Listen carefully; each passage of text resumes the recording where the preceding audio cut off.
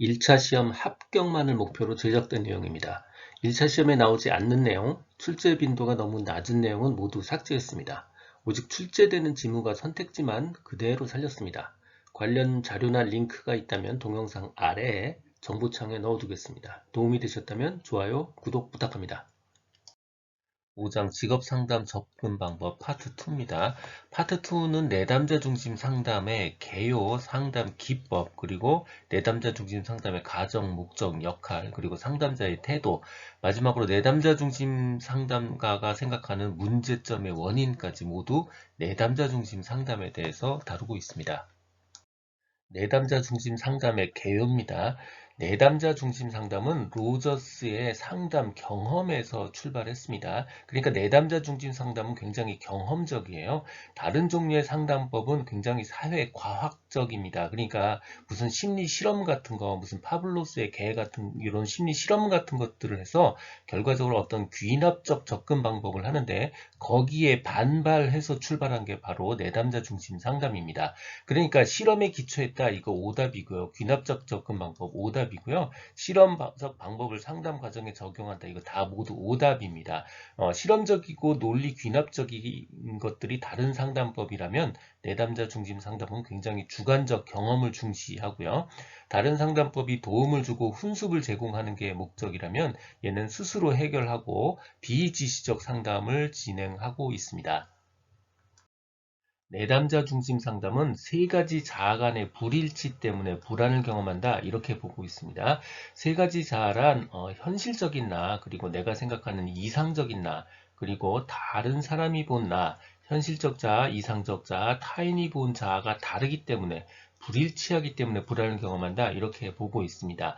비지시적 상담이고요. 그러니까 당연히 경청, 감정의 반영, 명료화, 공감적 이해 이런 것들이 중요하다고 보고 있습니다.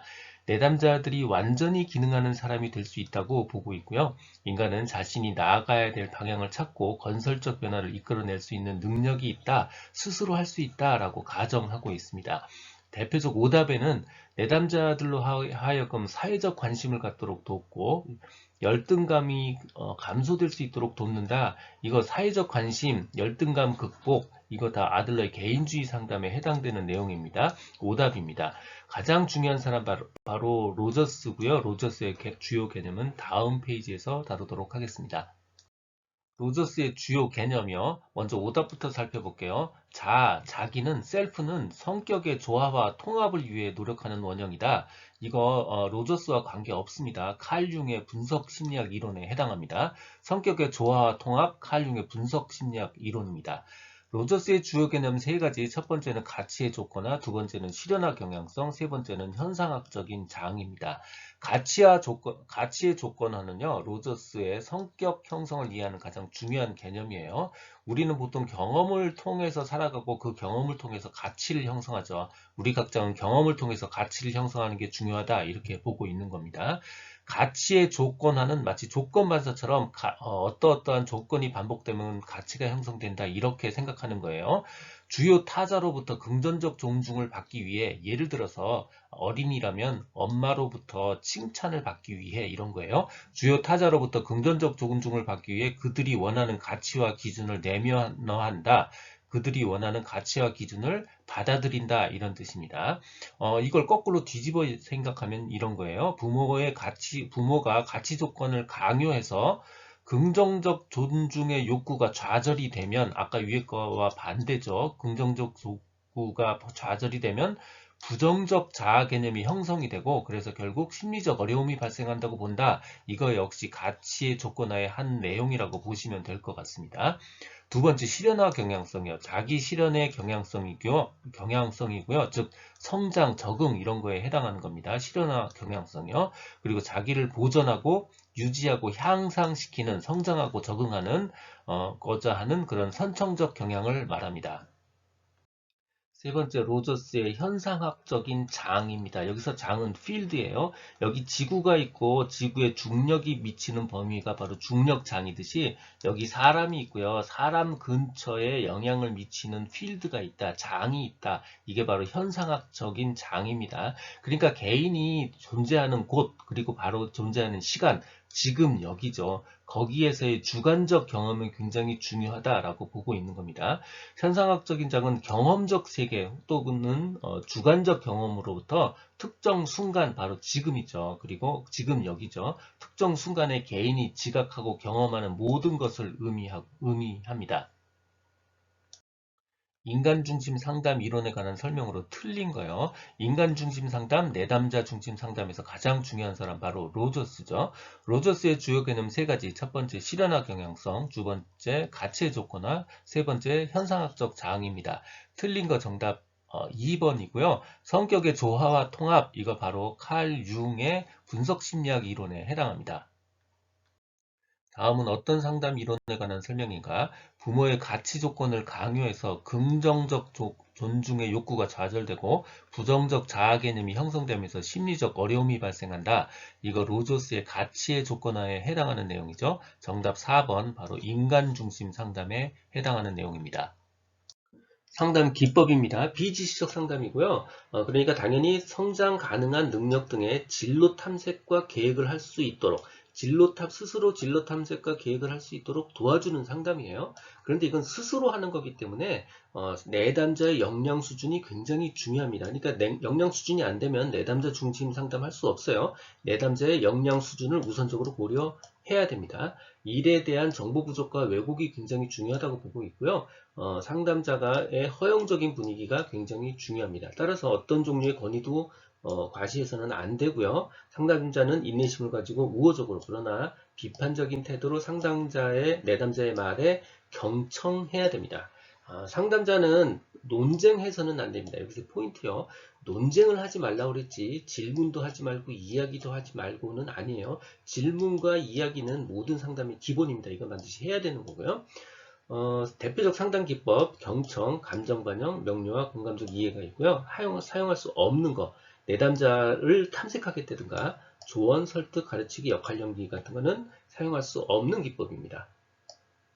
내담자 중심 상담의 직업정보 활용 원칙입니다. 당연히 영향을 주거나 조작을 위해 사용하면 안 되고요. 내담자 스스로 얻도록 하는 게 중요합니다. 내담자의 입장에서 필요할 때만 제공돼야 돼요. 마구 퍼주면 안 되고요. 내담자의 감정과 태도는 자유롭게 표현되는 허용적 분위기가 중요합니다. 심리검사 필요하지 않다고 봐요. 기본적으로 필요하지 않다고 봐서 다양한 심리검사를 하겠다. 이거 몽땅 다 오답입니다. 평가적 언어 사용하지 않고요. 지시적 언어 사용하지 않습니다. 꼭 필요해서 어떤 이유 때문에 검사를 한다면 그 해석에는 당연히 내담자가 참여해야 됩니다. 스나이퍼의 반응 범주는 굉장히 지시적 상담 범주, 먼 범주 굉장히 여러 가지가 있는데 우리가 기억할 거 딱 하나입니다. 지시적 상담 범주의 의미만 기억하면 돼요. 지시적 상담 범주란 상담자가 내담자의 생각을 변화시키려고 하거나 아니면 가치를 주입하려고 하는 걸 지시적 상담 범주라고 불러요. 상담에 여러 가지 카테고리, 여러 가지 범주가 있는데 그 중에 지시적 상담 범주는 내담자의 생각을 변화시키려는 거야 라는 뜻이에요. 이게 좋다고 말하는 게 아니고 이런 카테고리가 있다라고 스나이퍼가 명명한 겁니다.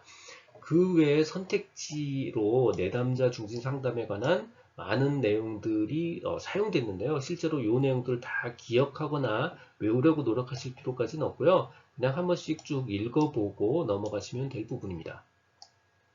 듣고 계신 강의는 직업상담사 2급 초단기 합격 비법의 핵심 내용 파트입니다. 교재에는 2002년부터 지금까지 20년간의 문제를 출제 빈도와 중요도를 검토해서 필요한 모든 문제를 실었습니다. 전자책 버전으로 출판되어 있어서 교보문고 예스24 등에서 구할 수 있습니다. 전자책이 불편하신 분들, 인쇄 가능한 버전 혹은 제약 없는 PDF 버전이 필요하신 분들은 제 블로그 공지글에서 구할 수 있습니다. 동영상 아래 정보창에 링크를 넣어드렸습니다. 내담자 중심 상담의 가정, 목표, 그리고 역할입니다. 가정은 한마디로 스스로 잘한다는 거예요. 그리고 스스로 잘할 수 있는 선천적인 잠재력을 가지고 있고 스스로 성장하려고 하고 적응하려고 한다는 겁니다. 선천적인 잠재력, 그렇게 태어났어요. 그래서 인간의 개별성과 독자성을 존중하고요. 자기 실현 경향성, 즉 스스로 성장하려고 하고 적응하려고 하는 자기 실현 경향성이 있고요. 실현화 경향성이 있습니다. 치료적 관계 그 자체가 성장의 경험이고요. 인간은 성장하고 건강하고 강하고 적응하려는 충동을 가지고 있고, 이건 사람만 그런 게 아니고 동물 뿐만 아니라 모든 살아있는 것에서 다 볼 수 있습니다. 즉 모든 유기체가 다 그렇다는 얘기고요. 유기체의 성장과 향상 그리고 발달을 촉진하고 지지합니다. 성숙의 단계에 포함된 모든 성장의 모든 국면에 영향을 주고요. 유기체, 모든 유기체를 향상시키는 활동으로부터 도출된 기쁨과 만족을 강조합니다. 상담의 목표는요. 그냥 스스로 잘할 수 있도록 도와주고 촉진해주고 자신감을 주는 거예요. 그래서 내담자의 내적 기준에 대한 신뢰도를 증가시켜서 한마디로 자신감을 주는 거죠. 그렇게 도와주는 역할을 하는 거고요. 경험에 보다 개방적이 되도록 도와주고요. 지속적인 성장 경향성을 촉진시켜줍니다. 도와주고 촉진해요. 상담자의 역할, 조력 관계를 통해서 성장을 촉진합니다. 도와주지만 진단하거나 분류하거나 하지 않습니다. 그래서 오답, 문제를 진단하여 분류한다. 이거 어울리지 않는 단어입니다. 진로 탐색과 계획을 도와주는 거고요. 내담자가 자신의 깊은 감정을 깨달을 수 있도록 돕고요. 스스로 존중받고 있음을 느끼게 도와줍니다. 내담자 중심 상담자 태도요. 공감, 수용, 일치. 요 세 단어는 일단 외워주셔야 돼요. 자, 첫 번째 공감이요. 공감은 마음까지, 감정까지 공유하고 느낀다는 뜻이에요. 그러니까 내담자의 감정과 생각에 소극적이면 안 되죠. 적극적이어야 되는 거예요. 오답이고요. 두 번째, 이거는 오답에 주목해야 될 단어입니다. 공감을 하라고 했는데 얘는 공감이 아니고 동감이에요. 내담자의 입장에 대해서 공감이 아니고 동감입니다. 글자도 비슷해서 그냥 깜빡 넘어갑니다. 그래서 반드시 오답에 주목해야 되고요. 공감을 했다고 해서 동감, 즉 의견을 같이 해야 되는 거 아닙니다. 그래서 동감과 이해, 이거 틀린 오답입니다. 수용, 무조건적 수용은 이거 다 아시는 이야기일 거고요. 일치성을 다른 표현으로는 진실성이라고 하고 또 어떤 데서는 진솔성이라고도 표현합니다. 이거 굉장히 다른 단어 같지만 정확한 게 어떤 뜻이냐면 상담자가 가짜 얼굴 하지 말라는 얘기입니다. 진짜 얼굴로 일치시켜서 상담에 임하라는 뜻입니다. 즉 진솔하게 상담에 임하라는 뜻이에요. 그래야 내담자도 개방적으로 자기 탐색을 촉진하게 되고 그래야 내담자도 지금 여기에서 경험하는 감정을 자각할 수 있다는 뜻입니다. 그래서 다시 공감, 동감이 아니고 공감이요. 두 번째 수용, 세 번째 일치성 혹은 진실성, 진솔성입니다.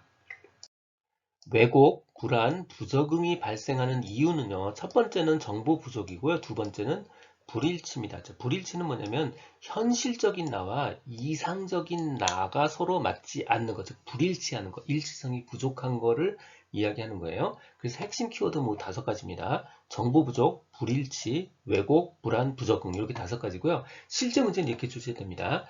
일의 세계에 대한 정보 부족, 일치성 부족으로 부적응이 생긴다. 일에 대한 정보 부족 또는 왜곡에 초점을 맞춰져 있다. 정보 부족에 관심을 둔다. 정보를 거부하거나 왜곡하는 문제를 찾고자 한다. 이런 식으로 실제 지문이 출제가 되고요. 일치성 부족에 대한 내용을 내담자가 스스로 이해하면 결국 불안이 줄어들고 자기 책임을 수용하게 되죠. 즉 현실적으로 된다는 뜻이에요. 즉 이상적 자아 개념을 갖는다. 이거 틀린 얘기고요. 결국 불일치의 경험은 감소하게 됩니다. 불일치 경험이 증가가 아니고 감소하게 됩니다. 자, 이렇게 되면 결국은 타인을 더 잘 수용하게 되고요. 자아 지각의 정도가 높아지고 문제 해결에 있어서 더 능률적으로 변합니다. 13번 인간중심 진로 상담의 개념에 관한 설명으로 옳지 않은 것이요. 1. 일의 세계 및 자아에 관련된 정보의 부족에 관심을 둔다. 2번 자아 및 직업과 관련된 정보를 거부하거나 왜곡하는 문제를 찾고자 한다. 3번 진로 선택과 관련된 내담자의 불안을 줄이고 자기의 책임을 수용한다. 4번 상담자의 객관적 이해를 내담자에 대한 자아 명료화의 근거로 삼는다. 정답은 옳지 않은 것, 객관적 이해입니다. 자, 인간 중심 상담 혹은 내담자 중심 상담, 이거의 특징 1번, 자, 비지시적 상담이고요. 결국 스스로 자기의 책임을 수용해서 스스로 극복하는 거예요. 자, 두 번째, 원인에는 정보 부족이 있고요. 일치성 부족이 있습니다. 즉, 자기와 경험의 불일치, 즉 일치성 부족으로 부적응 혹은 불안이 발생하는 거죠. 자, 그래서 정보 부족의 원인이 있다. 그리고 정보를 거부하거나 왜곡하는 문제, 즉 부적응 문제에 관심이 있다. 그리고 관련된 불안을 줄여서 자기 책임을 수용해서 스스로 문제를 풀도록 한다. 이 모든 거 인간중심 상담의 핵심 내용들이고요. 객관적 이해는 인간중심 상담, 내담자 중심 상담의 핵심 키워드가 아닙니다. 출제 사례입니다. 경험의 불일치, 진단이 불필요하다. 네, 바로 내담자 중심 직업 상담의 특징입니다. 이 내용은 블로그와 전자책에 동일하게 그대로 있습니다. 도움이 되셨다면 좋아요, 구독 부탁드립니다. 지금까지 라디캠지기 꾸벅이 박종규였습니다. 감사합니다.